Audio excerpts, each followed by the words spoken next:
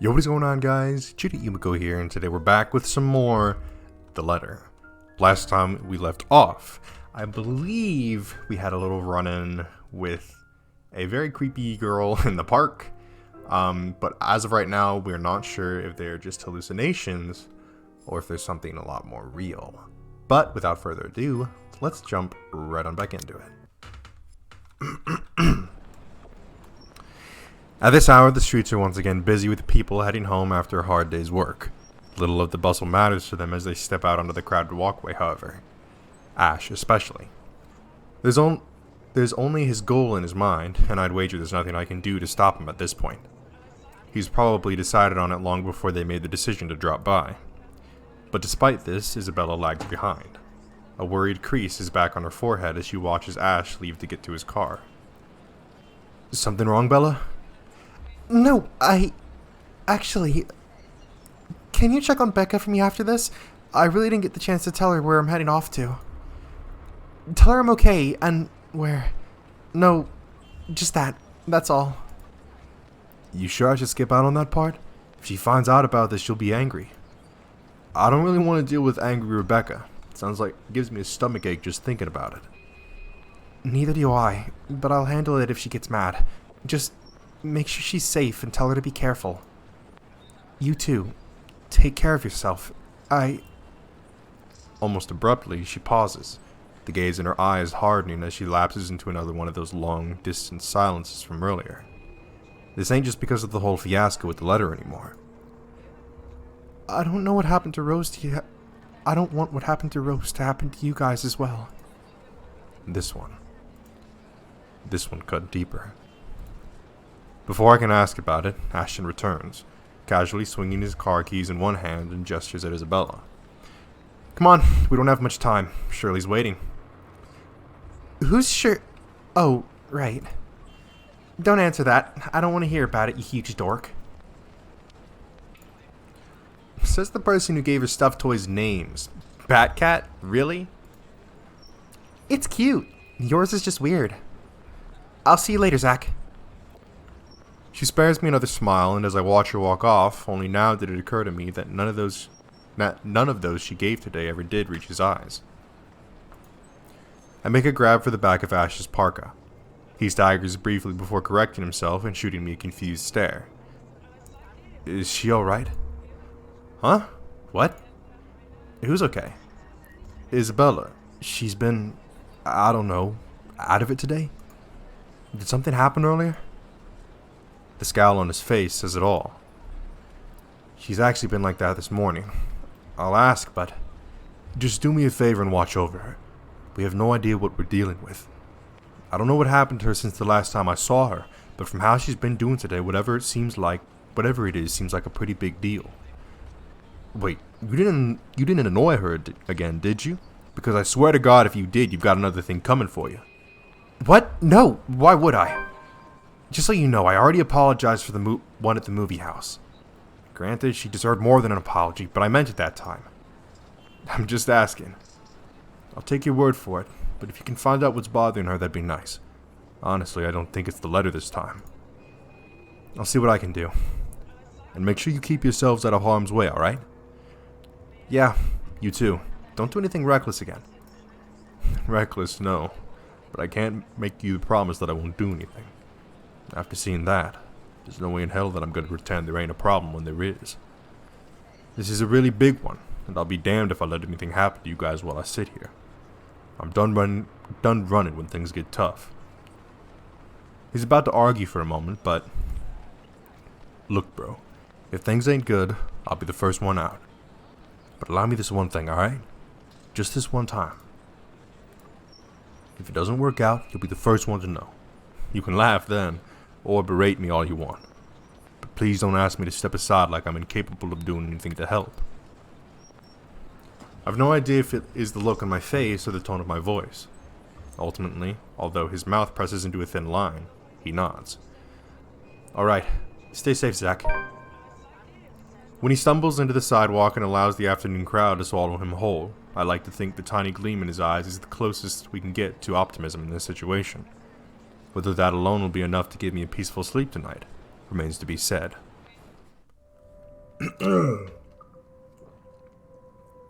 October 30th, Sunday.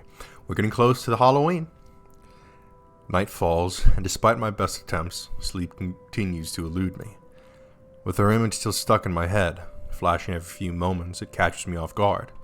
With Ma's lullaby still echoing in my ears, no longer the soft tune it once was. And the terrible gnawing at the pit of my stomach. It's no wonder I can't bring myself to drift off even for a little while. It's as if there's a complete lack of things to do waiting for sleep to come, if it ever will. And at 2:45 in the morning, I found myself cleaning my photography equipment for no other reason than just to pass time. Though if I'm going to be honest, it's not the night terrors that are keeping me wide awake tonight, but the anxiety and the hope that I'll hear from Master Isabella soon. And for what's perhaps the 42nd time, my eyes shift over to the end of the table where my phone still lies. I've not heard from them since they left. They haven't promised to call, of course, but a small part of me wishes that they would have had the common sense, at the very least. Waiting is a tough game, and with the concern stretching out the minutes far longer than usual, it's impossible for more unpleasant thoughts not to enter my mind. Moreover, it doesn't help that when the clock finally strikes 3. Oops. My hand stills. Jesus fucking Christ. It'll be a complete and utter lie to say my heart didn't leap straight to my throat in that brief second. My whole body's gone motionless, ears straining for any further sounds. A couple of tense seconds pass. Nothing. Of course, with how old the building I'm staying in, power fluctuations ain't anything new. Every now and then this would happen, leaving a few tenants in a rather bad mood. Nothing unusual anymore after a few years of living here. But this time, the sudden hush brings with it a stillness that raised the hair at the back of my neck and set my heart beating hard against my chest. Something reeks in the air, and in an instant, this place is no longer home. It's a prison. Every rational fiber in my being screams at me to leave. I force myself to swallow and keep a clear head as I lay down all my cleaning tools and begin gathering together the rest of my things scattered about on the table. The camera's body, lenses, filters, diffuser, phone, anything my hand could reach, but in the resultant panic like in the nightmares, it is the scent that reaches me first. A foul, putrid smell filling my lungs with the heavy stink of death.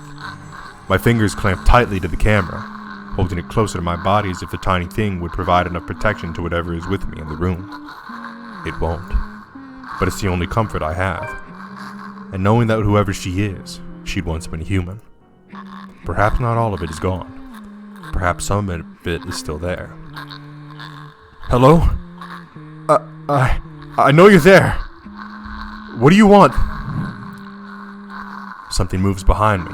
A soft scuttling of the walls followed by the squelch and painful creaking of what can only be described as rotten flesh and broken bones. Without hesitation, I whirl around, my fingers and camera ready, patiently waiting for another movement. I can help you. Whatever it is that keeps you here, I can help. That's what the letter's for, ain't it? You don't have to keep taking people's lives. There's a brief moment of silence after, and for a short while, I think my pleas worked. Then, with no warning, the shuffling resumes, and along with it are the sobs of a woman. What the fuck? Hello? Hello?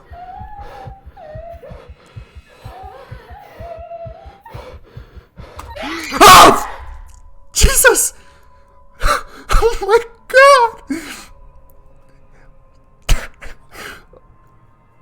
The light flashes fleetingly one last time, allowing me a glimpse at her grotesque, misshapen features before it is once again lost in the darkness. All of a sudden, her tune changes. No longer a soft cry, but a high-pitched shriek brimming with pain, grief, and anger. Every ounce of courage I've mustered flees from my body at the sound, and the next thing I know, my hand is gripping the knob and I'm wrenching the door open.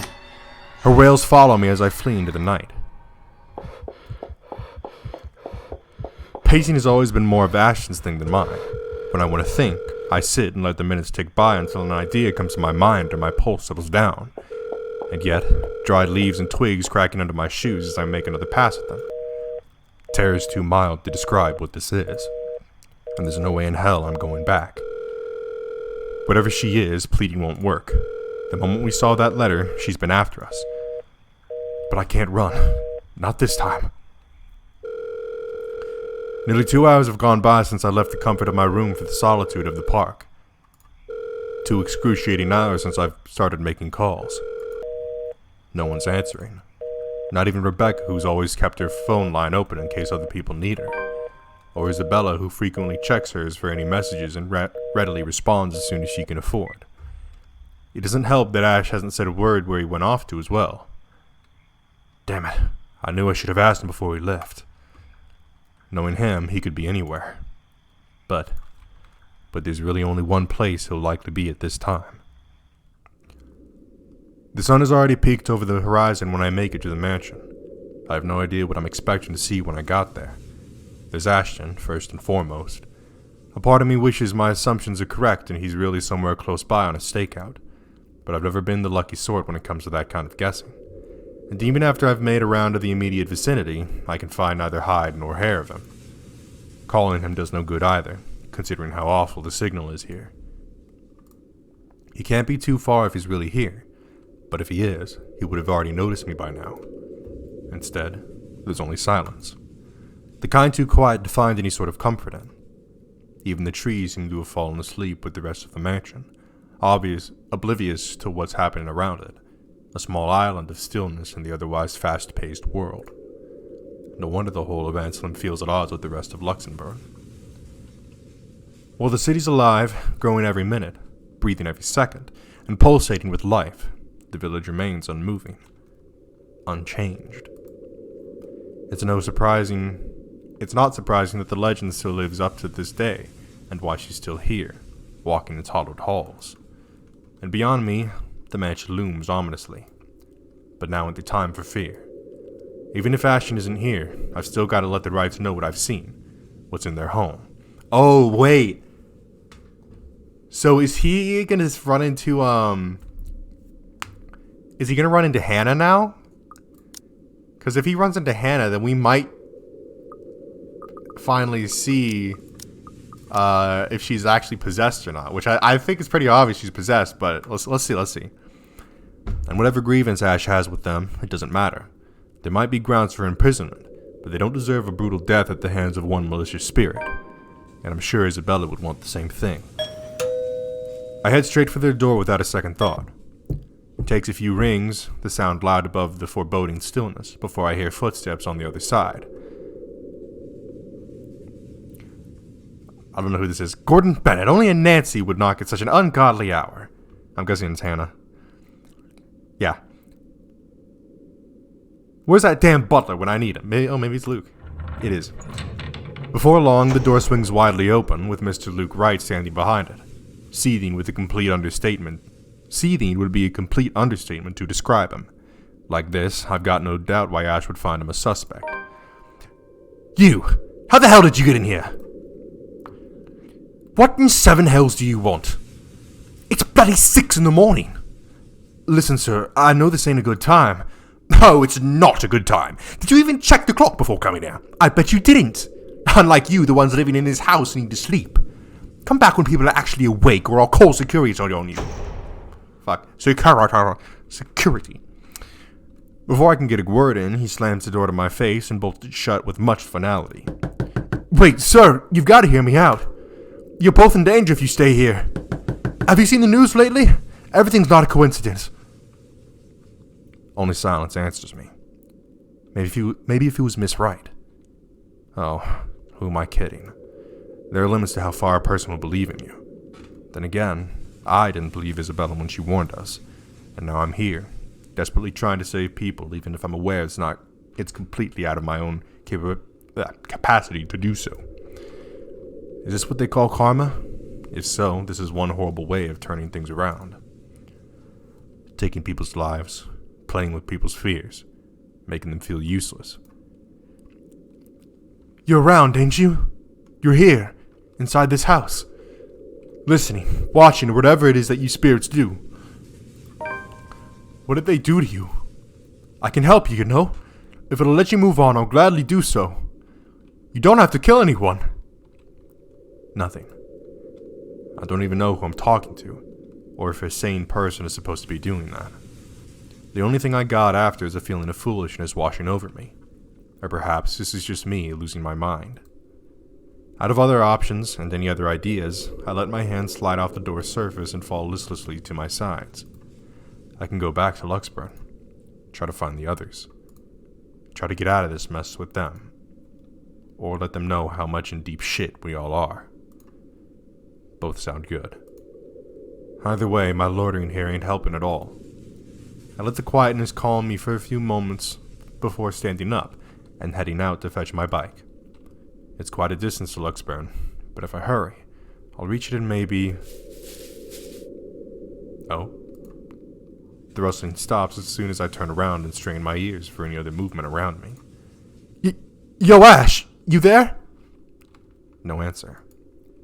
If he is here, and I've just missed him earlier. Already my feet are moving in search of him for the second time. It won't hurt to double check. Triple check even. With how big the property is, he can be anywhere. If things ain't so urgent, if they ain't so dire that lives are at stake, I'd probably just have waited for him to show up again. But damn it, he needs to realize what exactly it is he's dealing with. That it's not just a petty criminal he can simply throw into jail. That it's something beyond the authority his police badge could ever give him. The guy needs to stop playing the damn hero, sit down, and chill. My breathing comes in short, shallow rasps by the time I make it back to where I started. Still no sign of him, and I'm beginning to think I'm just wasting my time here. But that's when I hear it. I'd recognize the melody in a heartbeat. Ma's favorite song. I listened for a while, trying to gauge where exactly the sound was coming from. My feet starts moving before I can stop them. And there, as I circle a corner, from a room in the first floor. A single window is open, but I can't make out whoever's inside. However, I'm sure the singing comes from there. Still, why I'll hear an old tune here out of all places, I won't know. It's not an obscure song by all means, but it is pretty rare to find someone who knows this. And for some reason, death seems to follow this song around. Oh shit. Panic lodges itself at the base of my throat at once. Whoever's humming might be... I don't want to be pessimistic now, but on the off chance, that is Miss Wright. Shit. I shouldn't just barge in there. I can put myself in danger before I can save anyone. Ash will tell me so in the exact same words. Might even write me a dissertation why that's a bad idea if he ain't so lazy. But damn it, god damn it! Someone could be in danger. Alright, well, I'm just gonna say it. Ash isn't fucking here. Alright, we're opening the window. Or entering the window. I can search for Ash, but what if it's too late by then? With how big this place is, he can be anywhere, and it's very likely by the time we come back, someone's already bit the dust. That and the cries grow louder against my ear the longer I linger. Almost impossible to ignore, drawing me in like a moth to a flame. For a moment I let myself shudder, shaking the uneasy feeling of my head. This can't be a good idea, not by a long shot. Still, I've got to try. Funnily enough, for a couple as high profile as the Wrights, they don't seem to have any security detail patrolling around. A few guards here and there, sure, but one would expect that they'll have more considering the size of the place. It works to my advantage though, and I really can't complain when there's a high chance I might get arrested for what I'm about to do. Luckily, the window's wide enough for me to fit through without making any noise. There's certainly no going back now. And we're in. But as soon as I step into the parlor, all of it ceases, while I find no trace of the woman I heard crying like I'm expecting to. The room is still empty at this time of the morning, and I'm left standing awkwardly in the middle of the hush. Maybe she just hid somewhere. Hello? Are you here? I heard someone here earlier, and I'm here to help. Hoping for an answer, I let the question hang in the air, but several seconds merely go by without a word, or the slightest movement to indicate that there's someone in here. Has been here. With the stories I've heard, the things I've seen, it takes effort to keep my brain from going into that line of thought. I'm not going to hurt you. If you're here, say something. Nothing. Am I just hearing things? No. I'm pretty sure I heard someone. But with no one responding, I just can't help but feel silly like this. And the awareness that I've just trespassed the house for nothing because of some voice prickles at me. Excuse me. Suddenly, the silence feels uncomfortable, and the needling anxiety slowly creeps up my back. I should get out while I can. If it ain't there, it ain't there. I don't spare the room another glance when I walk back the way I came. Out into the window, leave before someone else notices. Oh shit. I thought I heard a servant moving around here. Turns out it's just a rat scurrying about. How unpleasant. My heart shoots up into my throat. I can run. The window's a few steps away. I should be able to escape. But instead, out of some foolish impulse, I turn around. Perhaps it's because the only impression the guy has left with me in the few times I've met him is nothing but unsettling. This ain't what you think it is. You're quite the distance from the kitchen, I'm afraid. Perhaps I should lead you there. Someone's in here before me. I wasn't here for what you're thinking. There was sobbing and... Sheesh! No wonder they don't have security. They got this motherfucker. The first blow knocks the wind out of me, sending me heaving and crumpling to my knees. Tears well up in my eyes as the pain swells when he twists my wrists behind my back. You've got to listen to me! Then again, dirty thieves aren't welcome in my kitchen either. Shit. For a moment, there's only silence, and a sudden piercing headache, this time at the back of my head. The room abruptly tilts on its axis, dimming. On the verge of unconsciousness, I can only hear the scuffling of foot, the thud of the door being closed, and a woman crying, asking for help. I know no more. Motherfucker.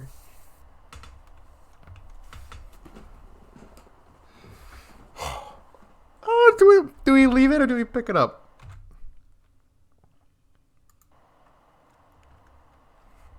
All right, let's keep going for a little while.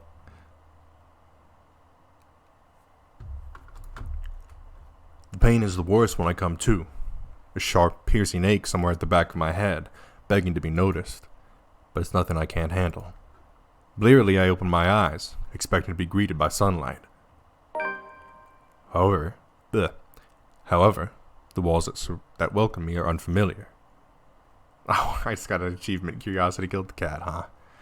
Motherfucker. Okay. When everything comes into focus, I recognize the place for what it is. A cell. Dark, cramped, with the only light coming from the moon outside, streaming through the sole window barred by thick metal bars. Memory rushes back to me in sharp bursts. The mansion, looking for Ashton, a familiar tune, and a woman crying. All while my head still aches from the hit I've received. Still better than a morgue, I guess. Gingerly, I pull myself up, stretching the cramps from my shoulders as I do so, but stopping when a sudden movement induces an acute stinging pain right through my arm. Damn, they got me good. What time is it? As expected, they've taken everything I have on my person. Wallet, cell phone, my keys, meds, even a small pack of gum. Protocol is protocol. In the first place, ending back in another cell ain't my agenda. The first time was not a pleasant experience, and this certainly won't be either. Considering who has likely put me in here, it could be much worse. The bars are cold in my touch when I approach it, looking for the person on duty. They usually allow us to contact someone, and Ashton at least has to know I'm here.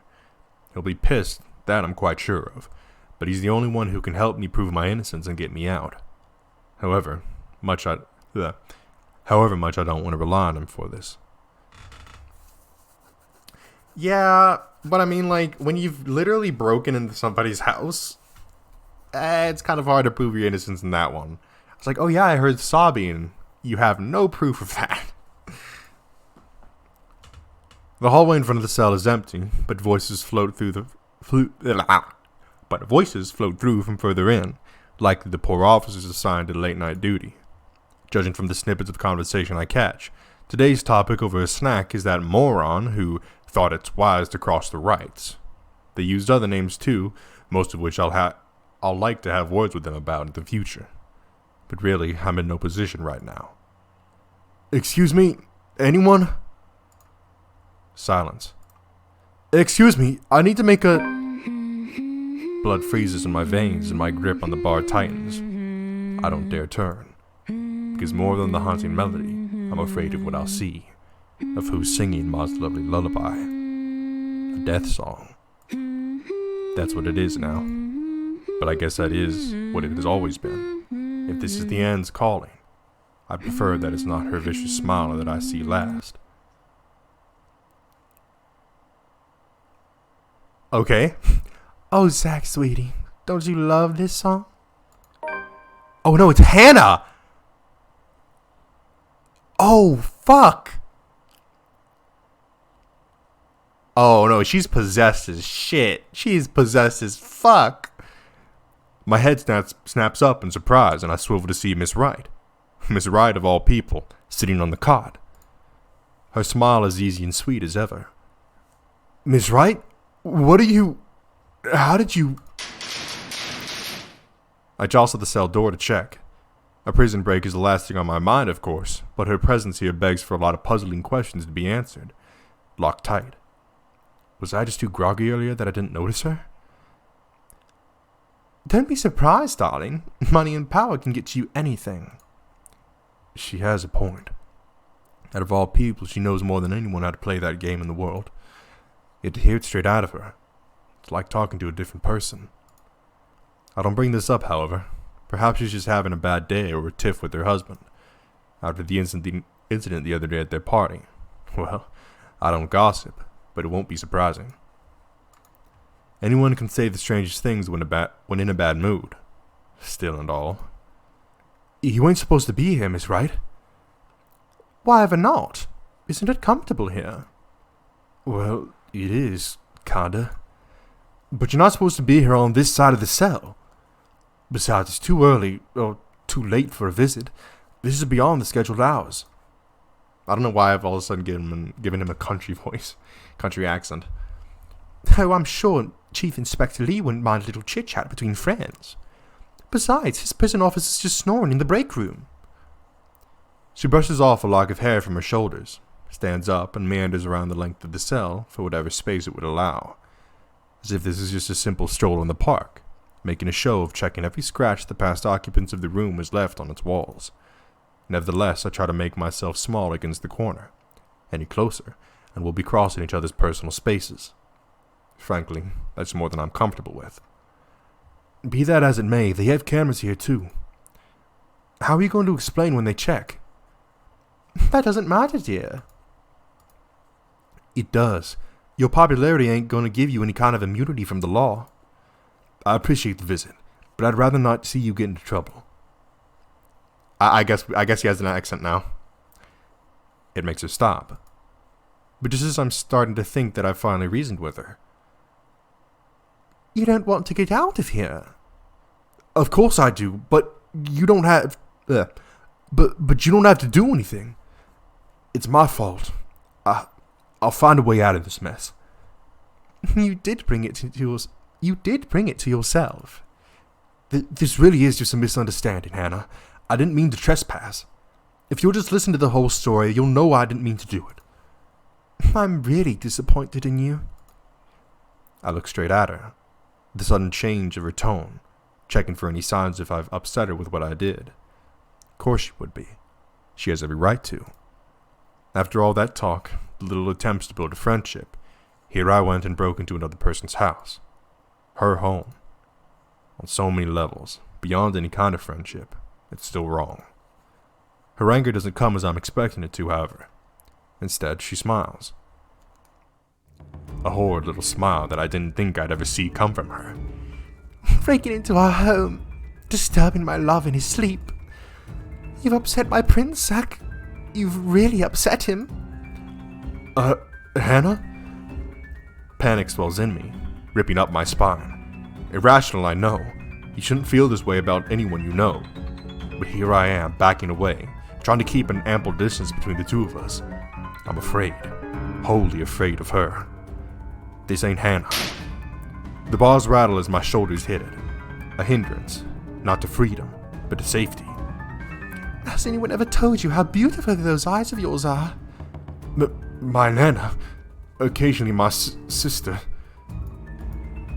Hannah, are you alright? She laughs, a deranged little thing coming from her.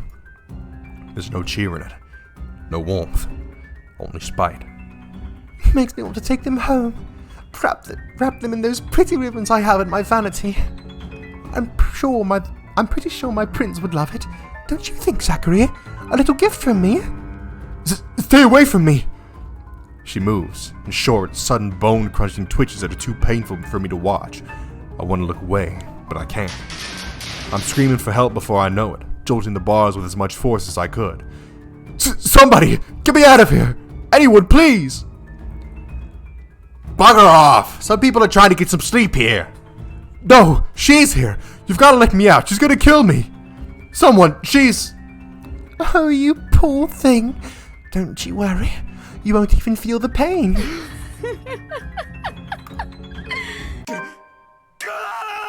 No, did I fuck up?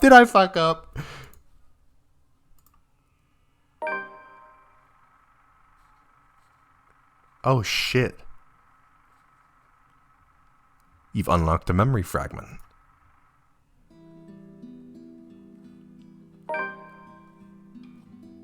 What? This is McCullough, right? This is Miss McCullough? Yeah. What the fuck? What the fuck? No! I fucked Zach up! I fucked him up! Oh no! Oh no! I was so confident too!